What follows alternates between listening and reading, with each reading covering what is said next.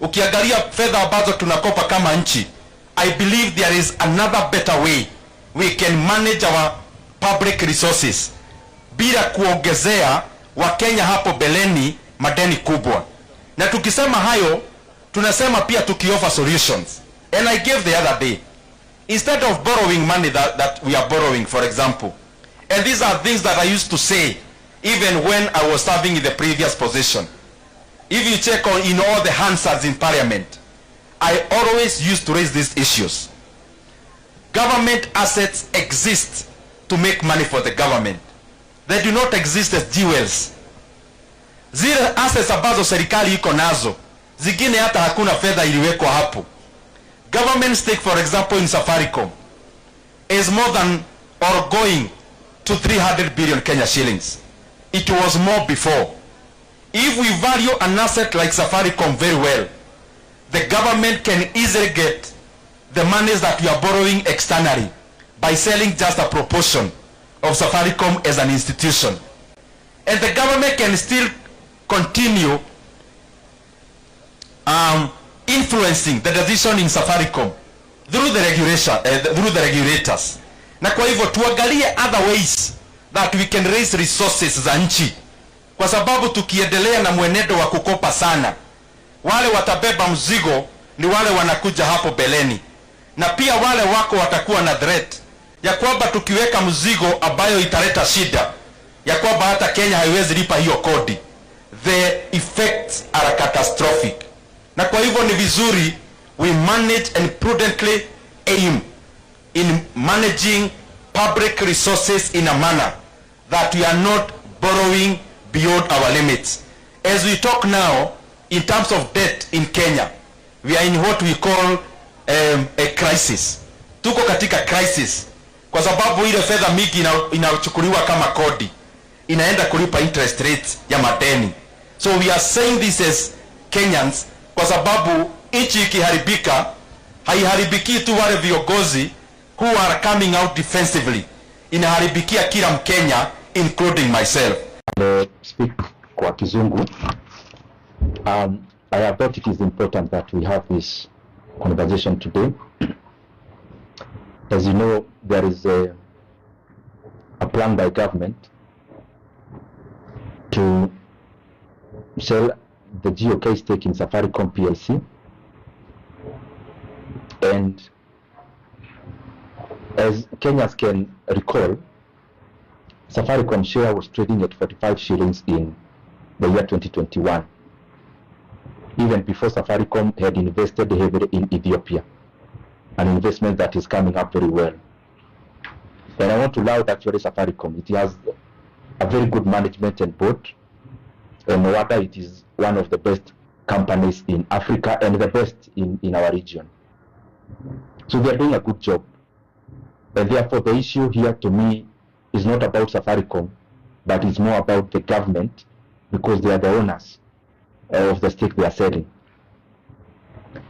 The government has totally let Kenyans down by wanting to sell Safaricom for a song, because a company that was valued at 1.8 trillion in 2021, that a share was valued at 45 shillings then by the market, when the government, instead of selling at a premium from the last highest price in the last 5 years, we are now selling at a discount of 34 shillings. And then they purport that they are selling at a premium based on the current market price. There is no company in the MSC that is valued appropriately, and therefore you cannot use the valuation in the market to gauge how much value Safaricom is. Secondly, in other words, if you actually look at it from that angle of 2021, valuing Safaricom at less than 2.5 trillion is at a valuing Safaricom, and it should not be the case. The best thing the government ought to have done is actually to divest Safaricom into 3 entities.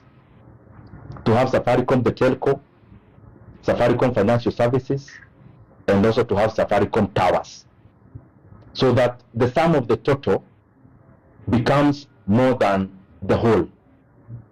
And that is why what most of the people who want to get value out of their businesses do.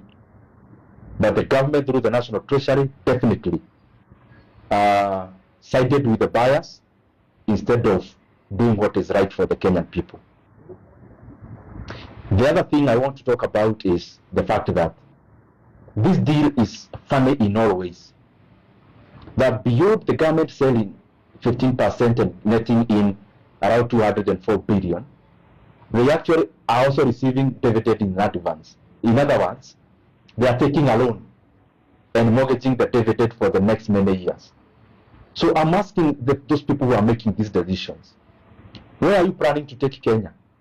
That all the decisions you are making is about mortgaging our country in the future. Kenya will still be here for the next 5 years. It will need the dividends to run the development agenda. I think it is not good that we continue with this kind of recklessness, because the ramifications will be dire. Lastly, Kenya has built roads since independence. If you move from Nairobi here, you'll go to Isiolo, you'll go to Marsabit, all the way to Moyale. There is a very good Class A road built by the government of President Mwai Kibaki, and the people there are not made to pay for that road. If you move from here, you go up to Hispania border, our border with Tanzania. The entire road is tarmac, but Kenyans don't pay to use that road. If you move from here to Namanga border, it is a tarmac road which was built by Kenya. Kenyans are not made to pay for that road. Why are we making Kenyans to pay for the road from Nairobi to Nakuru, from Rironi to Marsabit, and we are crossing any other alternative so that all Kenyans will be made to pay? The government must build that road, but Kenyans must not be made to pay toll on that road, because the road is a public good. Na ya mwisho, kuna hii plan ya kuweka dwelling from Pagani to Muthaiga to Kiambu to Duberi Road. That plan was there in 2021-2022. It had been completed. Instead of the government politicizing that project that had already been concluded the last 3 years, they should apologize to Kenyans who used the Kiambu Road for delaying that road for 3 years, only to build it when it is politically relevant. That road was to start the works in 2022, but of course the delays had to be orchestrated so that the road is built around when it is politically relevant for that to happen. Otherwise, Kenya is still borrowing 1.25 trillion shillings every year. Kenya is borrowing 3.5 billion every day, including today. And Kenyans must start asking questions about where are these loans going? Where are these debts going? That we are borrowing a net borrowing of 3.5 billion every single day. But to do development, we have to do PPP, and we have to do illegal loans, or we have to sell Safaricom. Where are all these debts going if we have then again to burden Kenyans in the future? Na mwisho, even as the government gives us grandiose plans, they must also meet the welfare of the basics. Free basic education is the bare minimum Kenya expects from government. And we expect the government to rescind the decision they have of trying to cut off capitation from January and to add school fees for the scholars from January. That will not happen in this country. They must know what to do, but the issue of adding school fees cannot be a discussion in Kenya.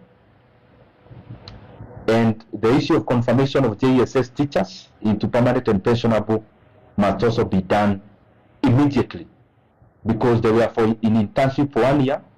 1 year is ending. The government should not think about renewing internship. The plan should be about confirming them into PNP. And if there is no money in the budget, the government knows clearly they can invoke Article 223, where they can spend the money they bring for ratification to Parliament later. Asante.